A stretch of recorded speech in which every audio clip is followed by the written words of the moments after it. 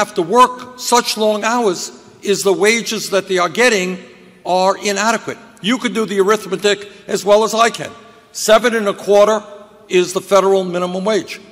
Multiply 7 1/4 by 40 hours a week, 52 weeks a year, and you have a number that nobody can live on. That is why we have got to raise the federal minimum wage to a living wage, $15 an hour over the next several years.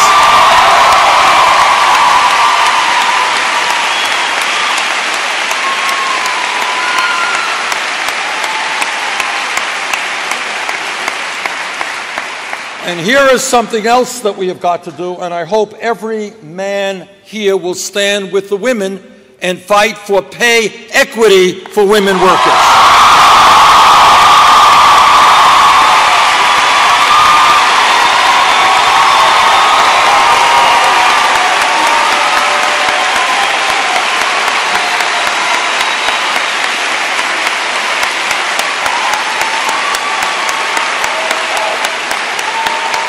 All right, guys, are you in this fight with the women? All right.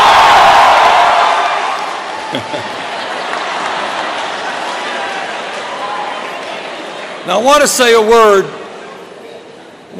word about family values. Have you ever heard the expression family values? A lot of Republican candidates talk about family values. You're laughing. You know what they talk about. All right. When they talk about family values, what they are essentially saying is that no woman, none, in America should have the right to control her own body.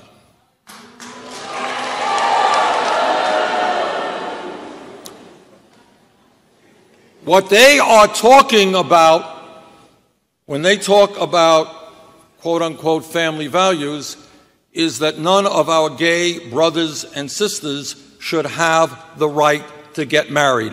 I disagree with Republican family values.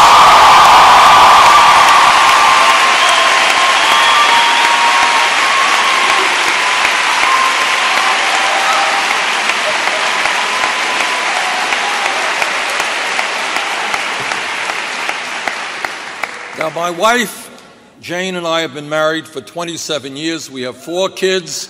We have seven beautiful grandchildren, and we believe in family values, and we believe in strengthening families. But our family values are very different from Republican family values. When I talk about family values, I talk about ending the international embarrassment of the United States being the only major country on earth that does not guarantee paid family and medical leave.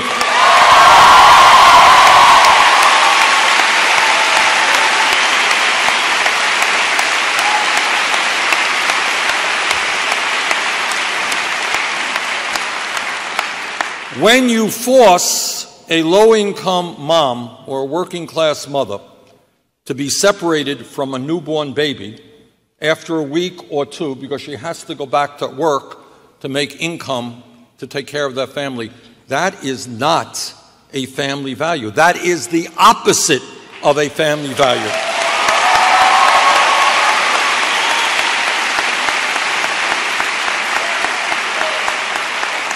And that is why I believe the United States should join every other major country on earth and guarantee at least 3 months of paid family and medical leave.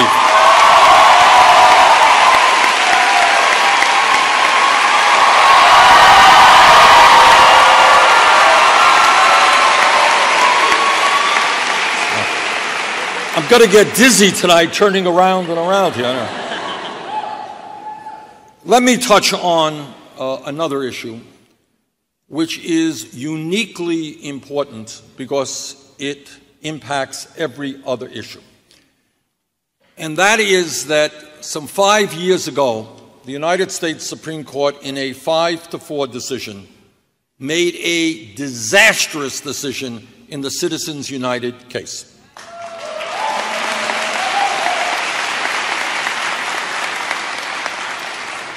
And what they said, in essence, to the wealthiest people and to the largest corporations in this country. What they said is, okay, guys, you already own much of the economy.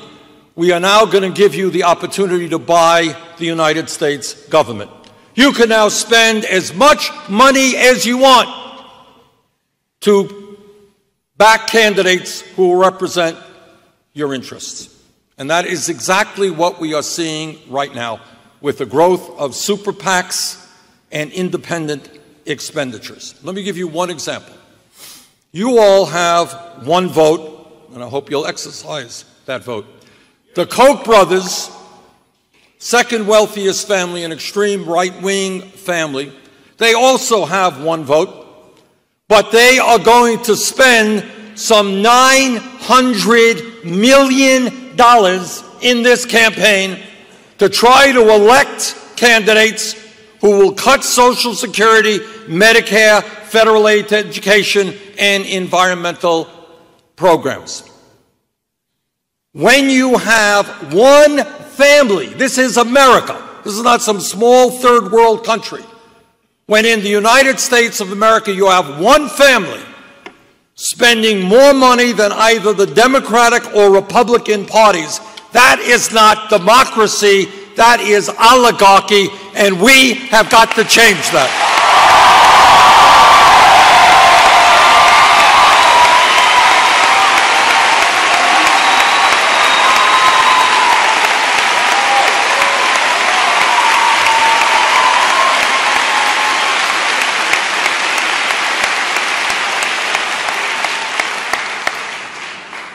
And not only do we have to overturn Citizens United, you know what else we have to do?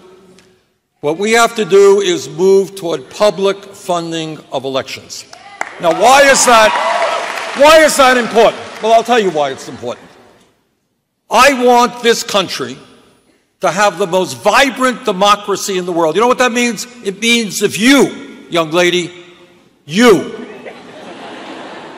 if you want to run for office, if you're interested in politics, if you think your ideas are right, and I don't care what your political views are, by the way, but if you want to run for office, I don't want you to have to go begging rich people for money in order to run.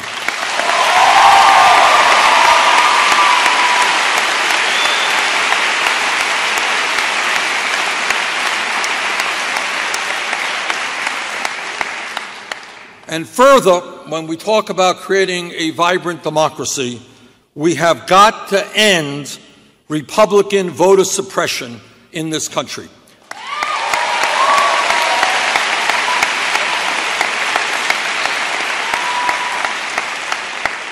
Last month, a couple of months ago actually, I was at an event with Martin Luther King III, who was talking about the great struggle that brought about the historic Voting Rights Act of 50 years ago.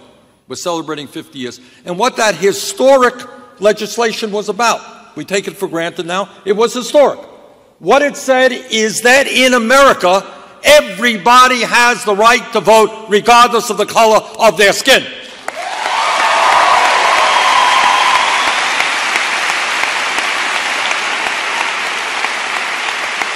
But a little while ago, the Supreme Court undermined that legislation, giving states the right to come up with all kinds of cockamamie ways to keep low-income people and people of color and older people and young people, by the way, from voting, and making it very difficult under the guise of voter fraud. In my view, and I will move forward on this if elected president, everybody in this country who is 18 years of age or older is registered to vote. End of discussion.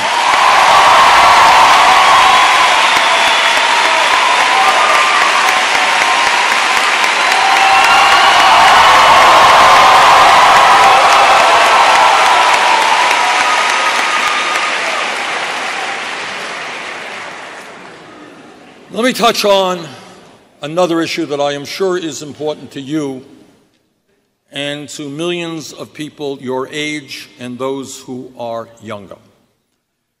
The United States today exists in a very, very competitive global economy. You all know that. And if our economy today and in the future is going to be successful in creating decent paying jobs, we need to have the best educated workforce in the world. That's what we need. And if that is the reality, and no one really doubts that, it is beyond my comprehension why today in America, hundreds of thousands of bright and qualified young people are unable to go to college for one reason. And that reason is their families lack the money. That is wrong, and together we are going to change that.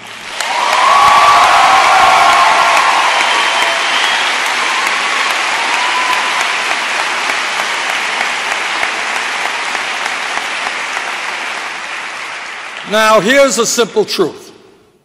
50, 60 years ago, a high school degree, not everybody got a high school degree then, but a high school degree 50, 60 years ago enabled you to go out, get a decent paying job, and make it into the middle class. That was the truth 50, 60 years ago. Today, a college degree is the equivalent of a high school degree.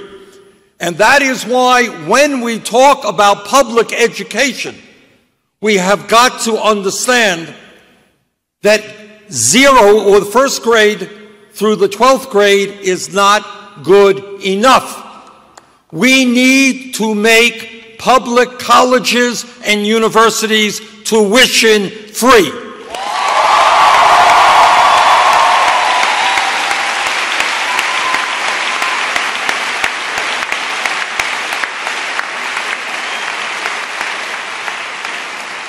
And that is not only important for young people in high school or in college today. Do you know why it's really, really important?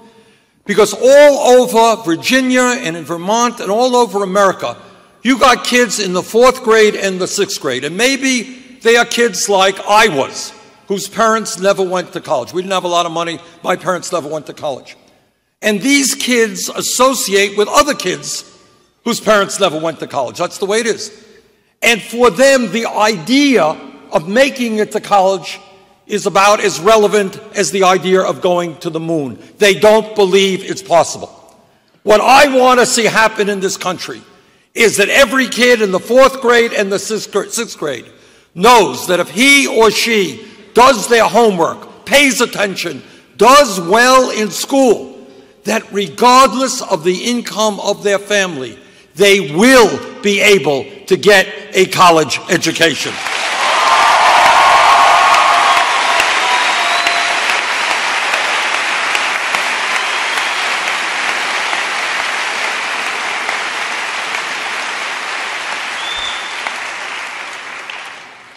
When we talk about our responsibilities as human beings and as adults, there is nothing more important from a moral perspective than leaving our planet healthy and habitable for our children and our grandchildren.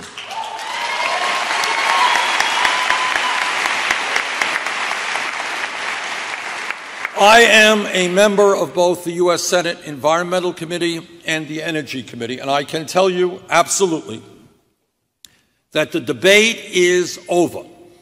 The scientific community is virtually unanimous that climate change is real, it is caused by human activity, and it is already causing major problems in our country and all over the world.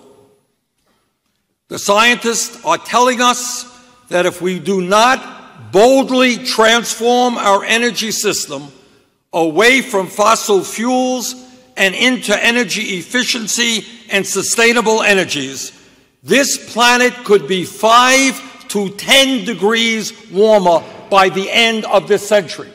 That is just unbelievable. That means more drought, it means more floods, extreme weather disturbances, acidification of the oceans, rising sea levels, And what the CIA tells us is that when you have peoples all over the world fighting over limited natural resources, water, land, there will be more war and international conflict.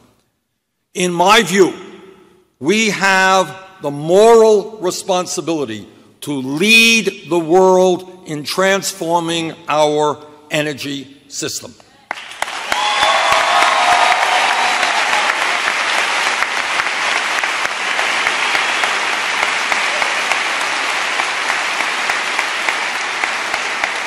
And we know how to do it. We know how to make our buildings much more energy efficient. We know how to build a strong rail system to replace trucks on the road.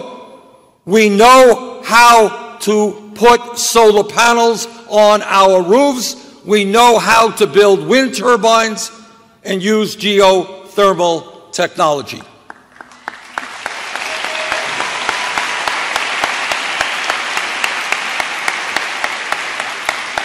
We know how to do all of those things, then what's the problem? The problem is if you can believe it. And let me just be very honest with you. I am perhaps the most progressive member of the U.S. Senate, and my views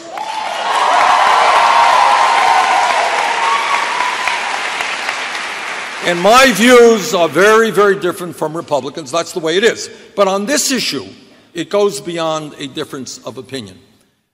What we are seeing is a major political party, a party that controls the House and the Senate today, reject science. And it is very hard to develop public policy when you have a political party rejecting science. Now, why do they reject the science on climate change? All right. This gets back to campaign finance. Because let me tell you exactly what would happen. If a Republican candidate for president tomorrow, or maybe tonight, I'm keeping you away, I'm doing you a big favor tonight.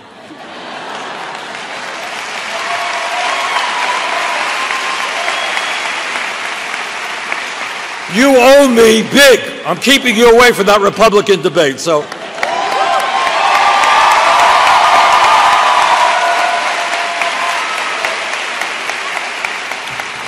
But if tonight in that debate some Republican candidate gets up, you know what? I just talked to a bunch of scientists, and I just read some papers, and I am convinced that climate change is real, that it is a real danger to this planet, and we've got to do something about it. 5 minutes after that Republican candidate made that statement, his campaign funding sources would be cut from the Koch brothers and the big energy companies. That's the simple truth. And our demand of these Republican candidates who reject science is, you know, stop worrying about your campaign donations, worry about your kids and your grandchildren.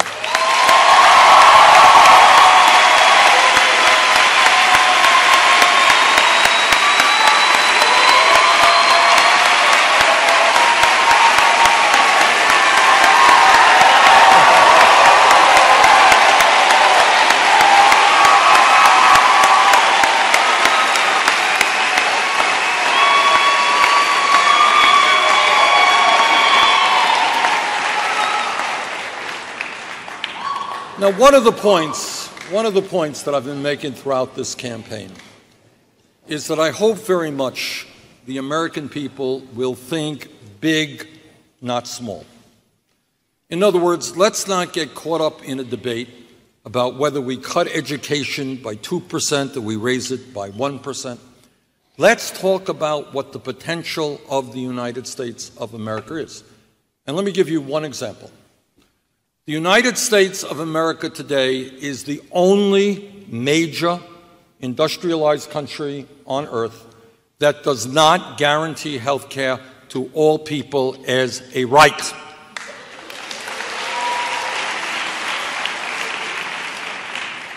Now, the Affordable Care Act has done a lot of good. Some 15 million more Americans now have health insurance. We've done away with this obscenity called pre-existing conditions. But we still have 29 million Americans who have no health insurance and many more who are underinsured and today in America, we pay by far the highest prices in the world for prescription drugs. That's a fact.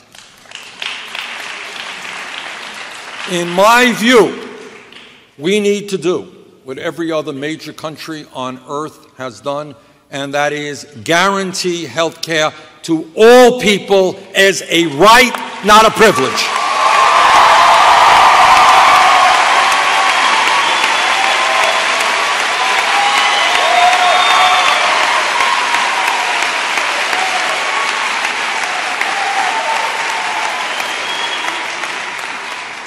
And that is why I believe in a Medicare for all single-payer program.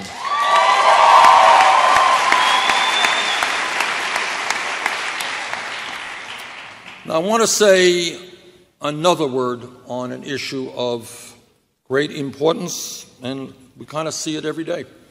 We just saw it on television the other day in terms of a school in South Carolina. And that is the issue of racial justice. In my view, in our country, the truth is that we have made very significant gains over the last number of decades in the fight for racial justice. And let me tell you who are young something that is simple and true. If we were sitting here 40 years ago and somebody jumped up and they said, you know, I think maybe in the year 2008 we're going to elect an African American as President of the United States and re-elect them 4 years later with a very good vote, nobody in that room would have believed that would have been possible, but it happened, and we should be proud that the American people are voting for candidates based on their ideas and not the color of their skin.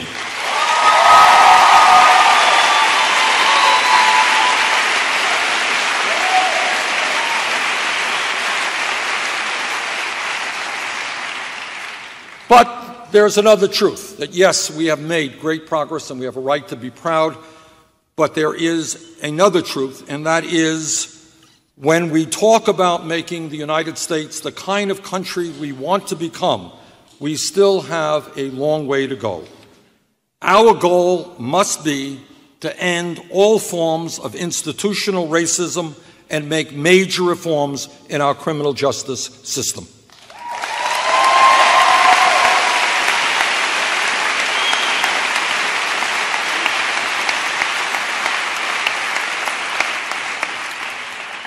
And when I talk about this issue, I am talking about people like Sandra Bland and Michael Brown and Rekia Boyd and Eric Gardner and Walter Scott and Freddie Gay.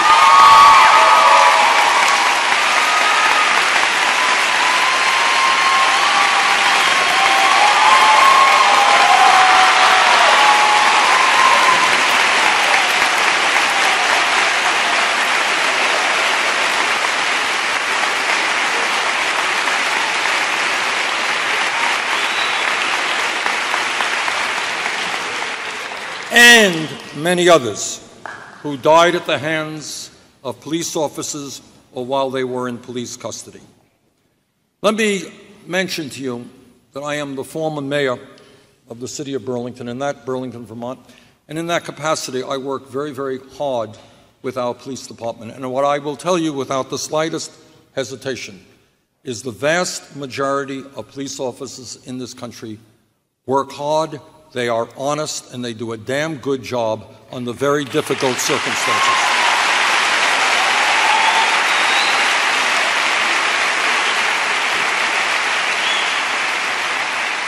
Being a police officer today is a very difficult job. But let me also say that like any other public official, when a police officer breaks the law, that officer must be held accountable.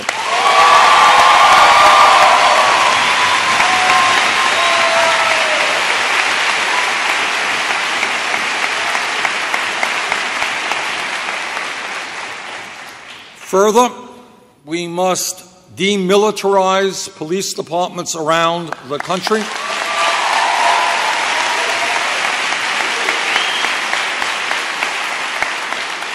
A good police department is a department that is part of the community, that is trusted by the community, so that people can go up to an officer and say, "Officer, there's somebody dealing crack down the road," and trust that police officer. Talk about the crime in the community. Work with the police department. A bad police department is one that looks like an occupying army, and that we have got to end.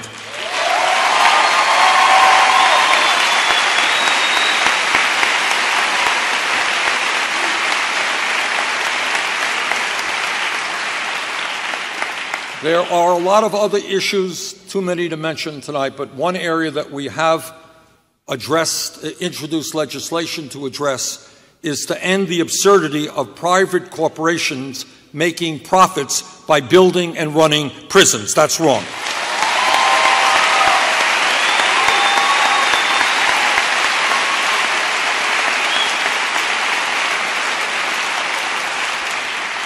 We need to invest in drug courts and medical and mental health intervention rather than more and more incarceration.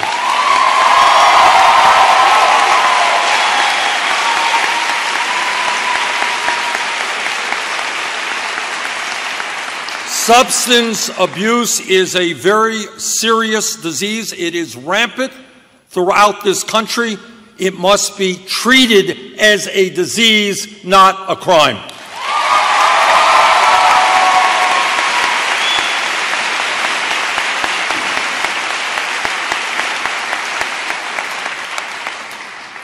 Furthermore, when we talk about criminal justice, we need to end the very, very high rates of recidivism we now experience.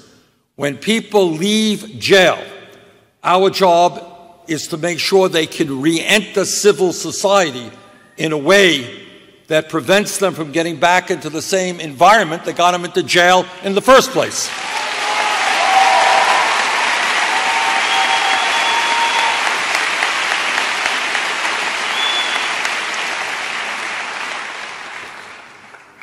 One other issue I want to mention.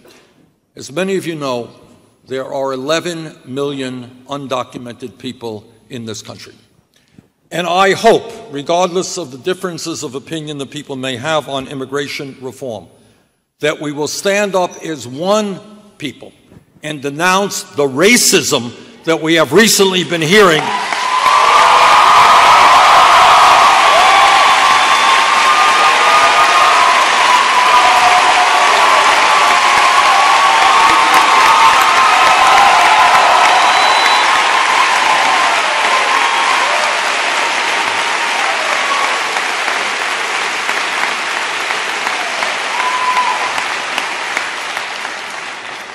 In my view,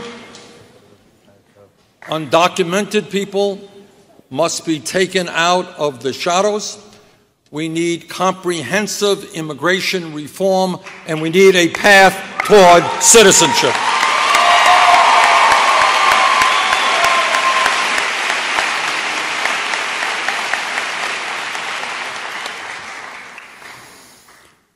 We live in a very crazy and dangerous world. You can't turn on TV without seeing one horror after another, whether it's in Syria or Iraq or Afghanistan or someplace else. People getting blown up, people getting their heads cut off, children being taken into sexual slavery, whatever. Horrendous situations. I don't think anybody has any magical answers to these problems. But let me just say a few things. Number one, back in 2002, when I was a member of the House, I heard all of the arguments being made by President Bush and Vice President Cheney and others about the need to go to war in Iraq. I listened very carefully because there's no vote that any member of Congress casts that's more important about than sending our young men and women off to war. I listened carefully, and I didn't believe them, and I voted against the war in Iraq.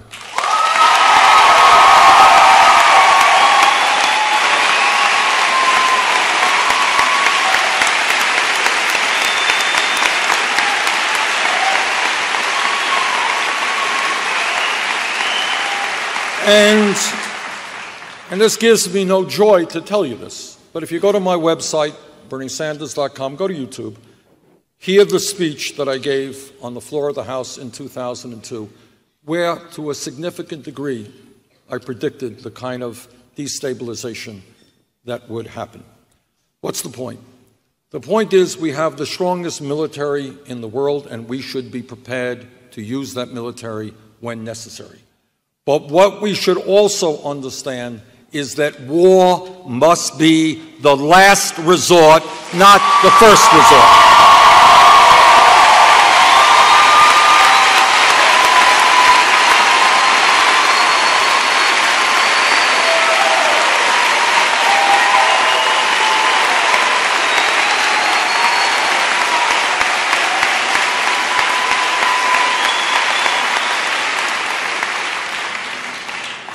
Let me conclude by once again begging you not to fall into the trap of thinking small.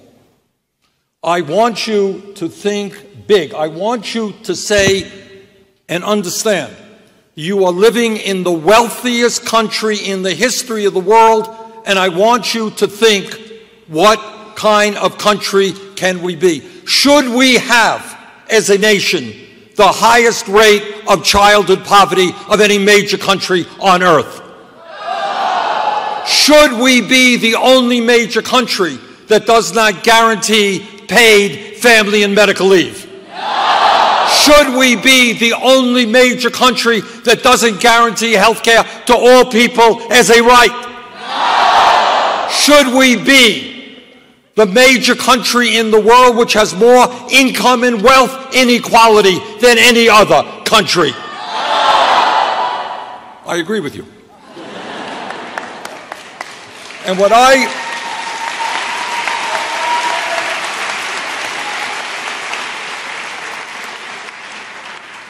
believe is that we can live in a country where every man, woman, and child has health care as a right, not a privilege. We can live in a country where when parents go to work, they know that their little kids will have quality and affordable child care. We can live in a country where every qualified person can get a higher education regardless of his or her income. We can live in a country where every senior citizen can live with dignity and security and not be forced to choose between food and medicine.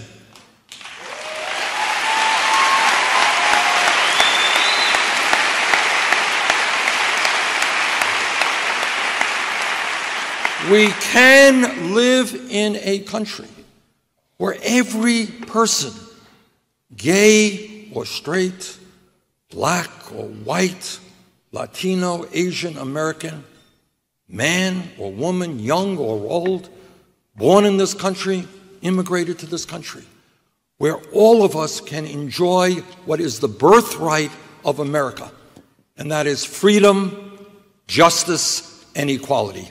Thank you all very much.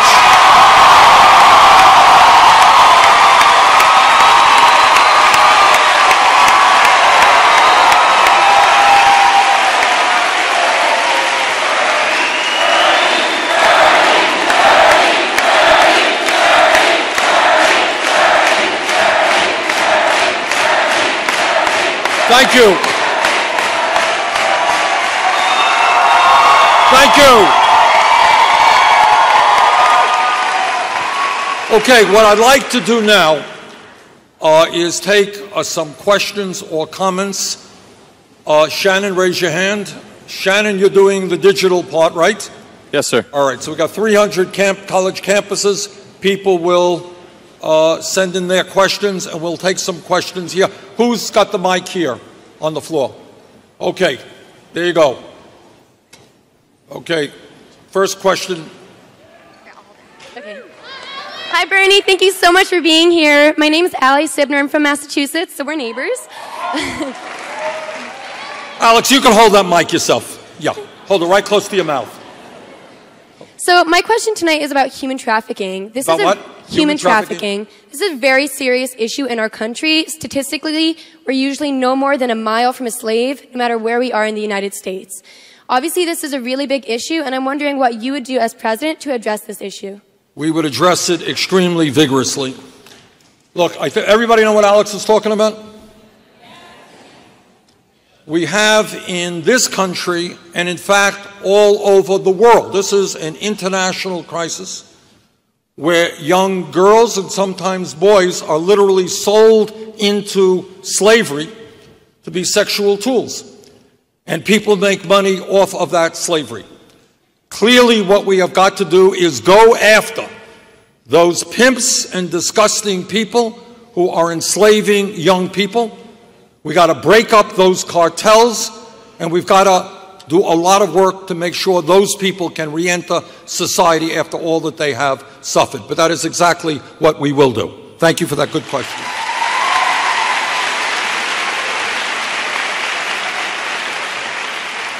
Senator Brian Brotherton from Mississippi State University asks, Dear Senator, how do you expect to pass any of the reforms that you talk about in a disagreeable, gridlocked Congress? Great question. All right. And it gets to a very important point. And that is virtually everything that I have talked to you tonight about raising the minimum wage, pay equity for women, creating jobs, racial justice, and so forth. All of those issues are supported by the vast majority of the American people. These are not radical ideas. What my job as president would be, with your help, and this is what the political revolution is about, if we want to make public colleges and universities tuition free, and I believe the vast majority of the American people see that as being the right policy. And if we want to pay for that by a tax on Wall Street speculation, you know what we have to do? You will have to help me make that happen. Together we could do that. If 1 million young people showed up on the mall in Washington, D.C. and said to members of Congress, there is a bill coming up on Wednesday, we know what's going on, and if you don't vote for that legislation, start packing your bags and look for another job.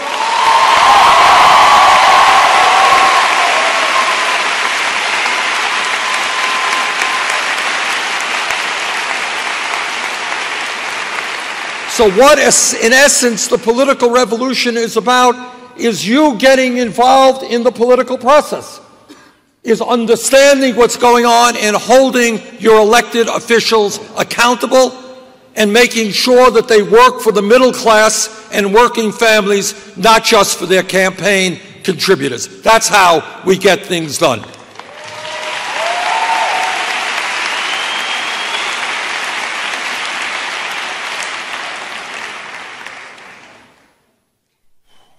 Hi, I'm deaf, and I'm in the deaf community. I'm very strongly involved in the deaf community, and I'm curious about the struggle with bilingual education, and what that means is ASL also with English together as how we are being taught in schools. We're learning how to lip read, but that's not something that we're trying to do. And when you become president, I'm just wondering how you would help give us a voice in the deaf community for our bilingual, bicultural education.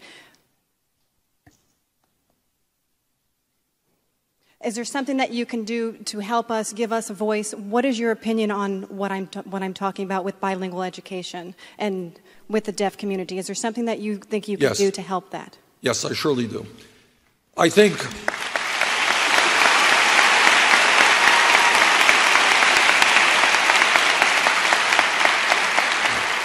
thank you very much for that question. I think what that question does is raise an issue of national priorities and where we spend our money as a nation. Many of my Republican colleagues would like to give hundreds of billions of dollars in tax breaks to the top 0.2%. I disagree. I believe we should spend our money in investing in all forms of education, in making sure that people with disabilities get the education and the job training they need.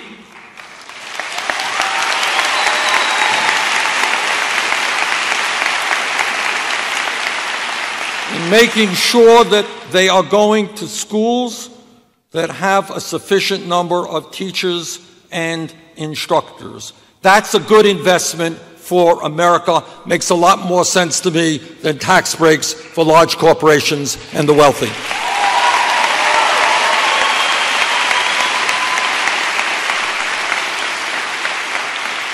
Senator Josh David from Collin College asks, what do you plan to do for veterans post-service in terms of coming back to civilian life? Thank you. Where was that, from Colorado? Collin College. Okay.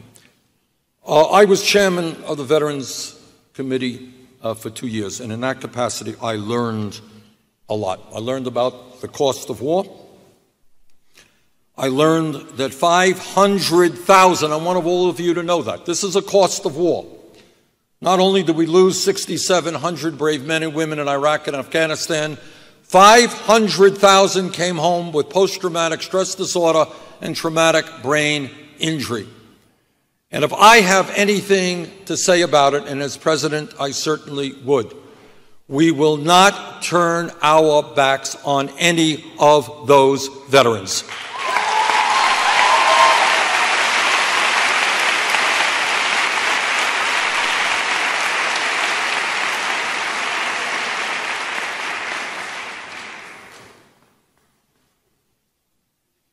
Senator Sanders, first of all, I wanted to thank you for running.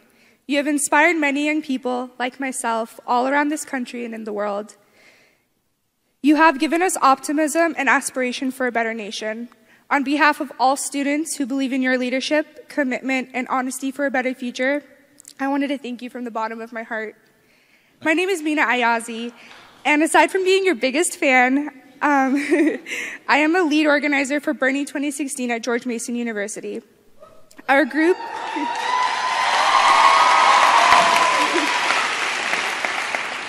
has been trying to organize several events such as flyering, chalk talk, debate watch parties, group discussions, and maintaining presence in social media. Although we are trying to come up with our own ideas to support the campaign, we would love to hear what you think would be the most effective things for us to do. What actions you think student groups all around the country should take so that we can effectively help the campaign. We are willing and ready to put our efforts into making this political revolution possible. We really, really want to see you as the next president of the United States. Thank you. Thank you.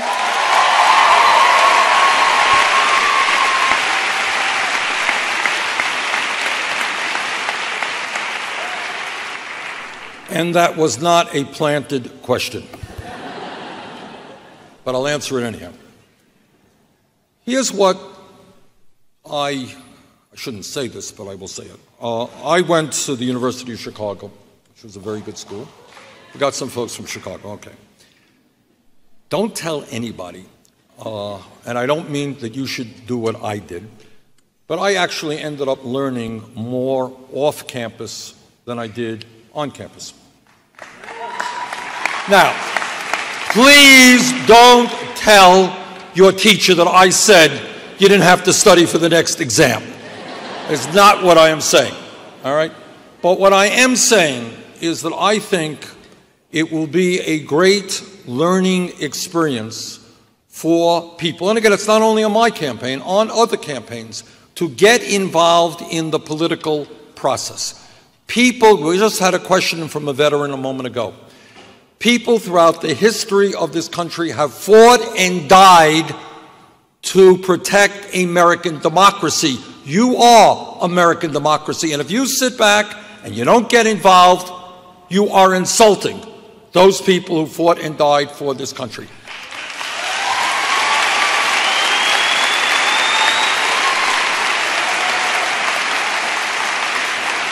So you have mentioned a lot of great ideas about bringing people together for the campaign. Let me suggest another idea, maybe the hardest idea, not an easy idea.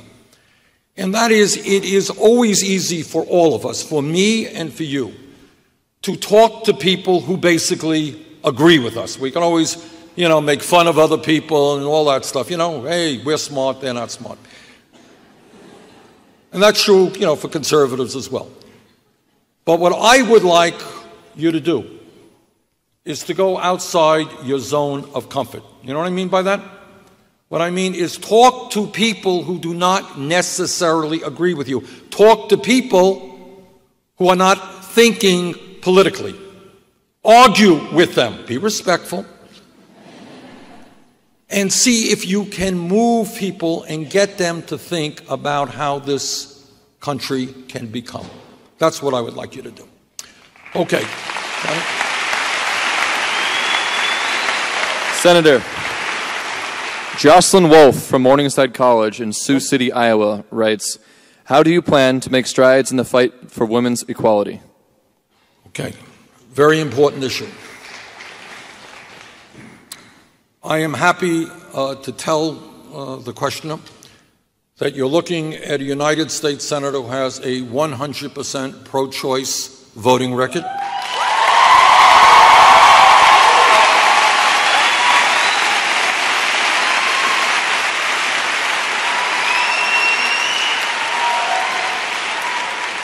Who will fight to make certain that in 50 states in this country, women have the right to choose.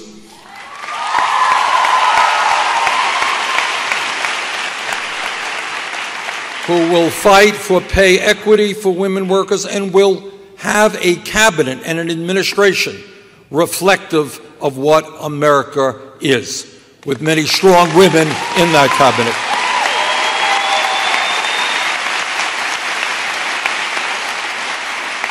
But fighting for women's rights and ending sexism is clearly something that I take very seriously.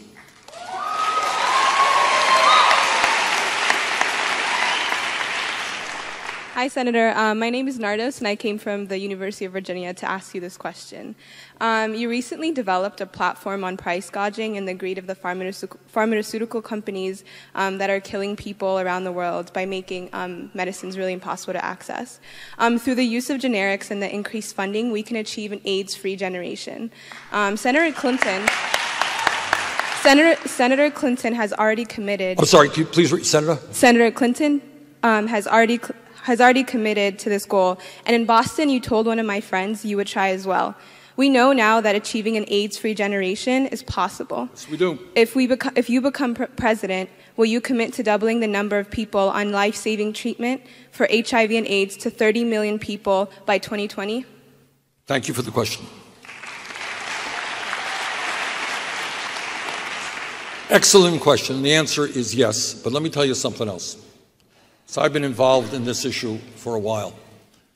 When we talk about powerful lobbies in Washington, you're talking about Wall Street that spent $5 billion over a 10-year period to deregulate Wall Street, which got us into the great financial crisis of 2008. You are talking about the military-industrial complex, which fights for weapons systems that we do not necessarily need. And you are talking about the pharmaceutical industry, which charges us the highest prices in the world for prescription drugs. A story. In the late 1990s, when I represented Vermont in the House, I was the first member of Congress to take many people in my state across the Canadian border into Montreal. You know why we did that? Montreal's a pretty city, but that wasn't the reason we went. These were women who were struggling with breast cancer.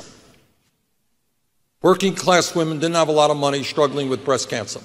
And you know what they found when we went to Montreal, and we had planned this all out? They were able to buy the same exact medicine they were purchasing in Vermont and in America for 1/10 of the price. Got that? 10%. For life-saving breast cancer medicine. And what we see recently is not only are the prices in this country so high that 1 out of 5 Americans who gets a prescription from a doctor, that person can't even afford to fill the prescription. So what I have done and will do is take on the pharmaceutical industry.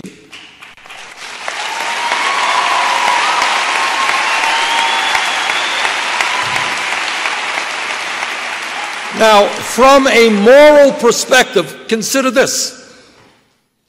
You have today not just AIDS. AIDS is important. You have cancer doctors writing letters to the government now saying, I have cancer patients who can't afford the medicine I am prescribing. And without that medicine, they're going to get sick and maybe die. What moral sense does it make when you have drug companies making huge profits from people who can't afford the medicine they need to save their lives?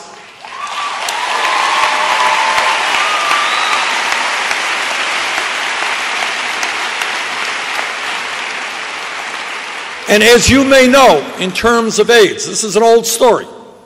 You have the pharmaceutical industry fighting against generic companies who can produce these medicines for pennies a pill and saying, I don't want you to do it. In fact, this Trans-Pacific Partnership, you're familiar with that? The drug companies were actively involved in it in trying to make sure that poor countries could not convert to generics and force their poor people to pay prices for medicine they couldn't afford. So you are looking, trust me, at a member of the United States Senate that is one of the least favorite people of the pharmaceutical industry.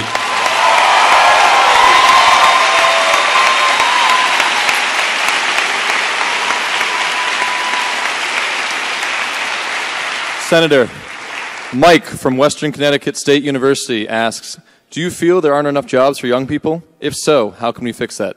Okay. Do I feel that there are not enough jobs for young people? That's from Connecticut? Yes. The answer is absolutely there are not enough jobs.